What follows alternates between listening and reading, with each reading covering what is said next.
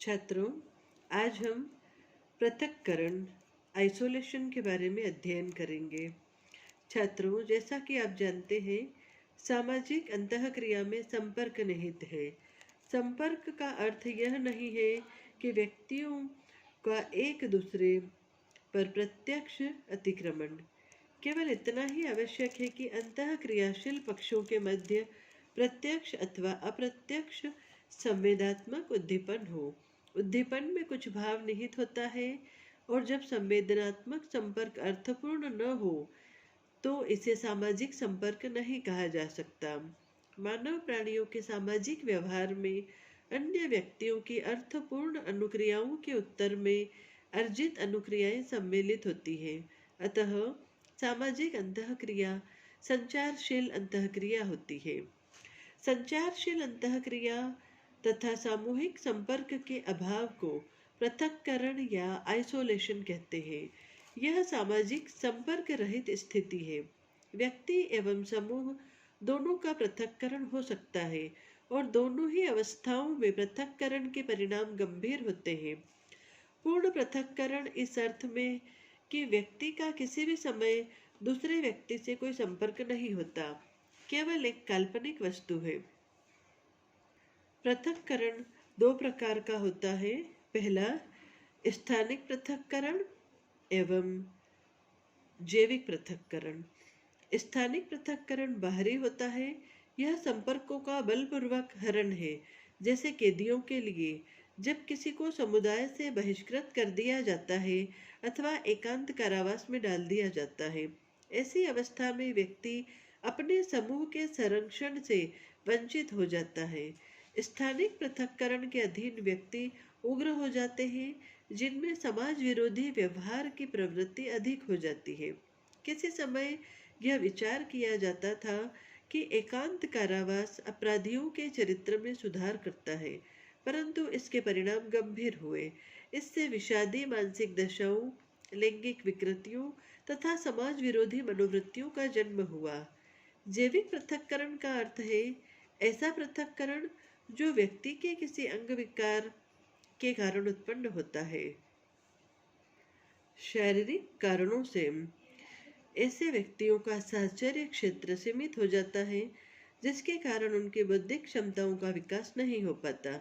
वे शक्की, अविश्वासी, चिड़चिड़े और निराश्रित हो जाते हैं। ऐसा व्यक्ति जीवन में सामान्य पद पाने की आशा छोड़ देता है और उसका व्यक्तित्व विघटित हो जाता है। जैविक पृथक्करण आंशिक पृथक्करण है। एकांत भी आंशिक पृथक्करण का एक प्रकार है। एकांत का अर्थ है कि व्यक्ति अपने आंतरिक आत्म के कुछ अंश को जन नियंत्रण से हटा लेता है। इस स्थिति में व्यक्ति के जीवन के कुछ क्षेत्र नियंत्रण से बाहर होते हैं, यथा निजी अंतःकरण के मामले, निजी आस्थाओं के मामले या पारिवारिक मामले।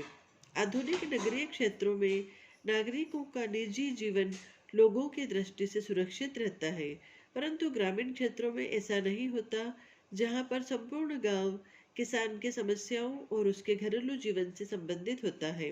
गांव में व्यक्ति के पारिवारिक जीवन के प्रत्येक पक्ष पर जन नियंत्रण होता है। ऐसा इसलिए है क्योंकि गांव में व्यक्ति की गतिविधियों का क्षेत्रों की अपेक्षा एकांत में लीन हो जाने की अधिक संभावनाएं हैं। ये बाहरी परिस्थितियां ही हैं जो ऐसी भावनाओं एवं मनोवृत्तियों को उत्पन्न करती है जिन्हें निजी कहा जाता है। एकांत व्यक्तिकरण के विकास में महत्वपूर्ण योगदान देता है। यह आंतरिक व्यक्तिकरण की वृत्ति प्रवृत्ति का पोषण करता है। यह मानकों के दोहरे स्तर, जो कानूनी एवं नैतिक दोनों होते हैं, को उत्पन्न करता है। अति एकांत व्यक्तित्व का विघटन कर सकता है। एकांत का आंतरिक संसार एवं सामान्य गतिविधियों का संसार अपना आंतरिक संबंध खो देते हैं एवं व्यक्ति दो पृथक संसारों में रहने लगता है। व्यक्ति का एकांत नकारात्मक महत्व रखता है, जिसका क्षतिपूरक लाभ हो या न हो। व्यक्ति के पूर्ण पृथक्करण को समाज के लिए लाभदायक नहीं कहा जा सकता, परंतु अस्थायी अथवा आंशिक पृथक्करण कई बार लाभकारी होता है। व्यक्ति का पृथक्करण सामाजिक संगठन के एक भाग के रूप में केवल अस्थायी और आंशिक ही होता है। व्यक्ति को कभी कभी स्वयं को समाज से दूर करना पड़ता है, स्वयं को अपने में सीमित करना पड़ता है, ताकि वह अपने व्यक्तित्व की विघटन से रक्षा कर सके और इसकी पूर्णता को बनाए रख सके। परंतु यदि वह स्वयं को समाज से पूर्णतया अलग कर लेता है तो उसके व्यक्तित्व का विकास रुक जाएगा।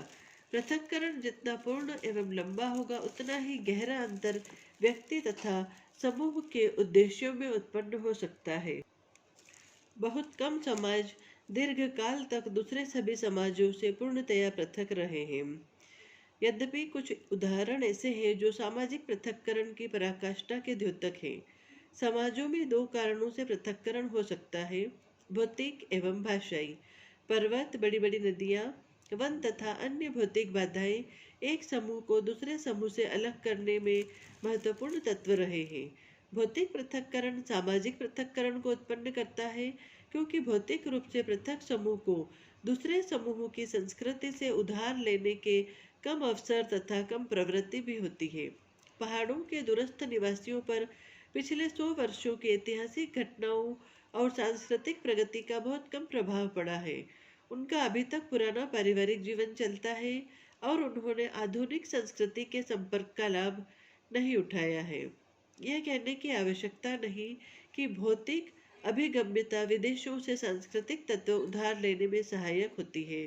नगरों के सामरिक महत्व की स्थिति ही उनको देश के आर्थिक, राजनीतिक और सामाजिक केंद्र बना देती है। भाषाई पृथक्करण भौतिक पृथक्करण की अपेक्षा सांस्कृतिक आदान प्रदान में देरी करने वाला अधिक महत्वपूर्ण तत्व है।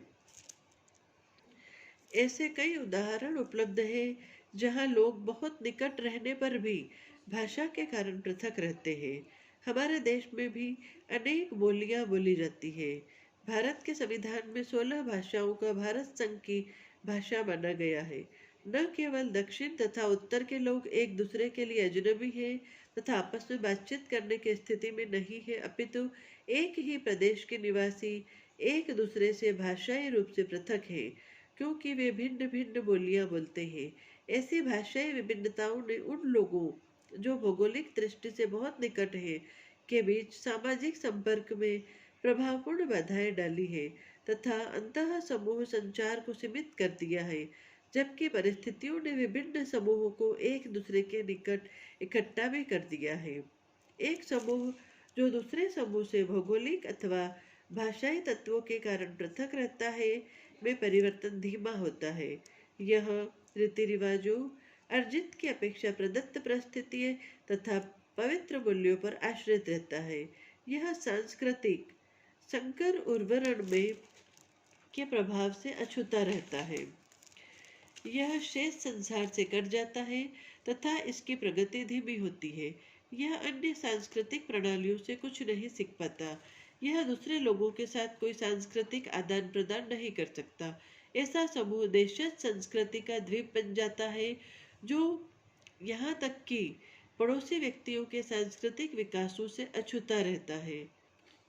कभी कभी पृथक्करण सामाजिक रूप से थोपा भी जा सकता है, जबकि कोई सरकार किसी कारणवश दूसरे देश के लोगों से मिलने पर प्रतिबंध लगा देती है, अथवा जब कोई विशेष समूह अपने सदस्यों को दूसरे समूहों के संपर्क से आने की मनाही कर देता है।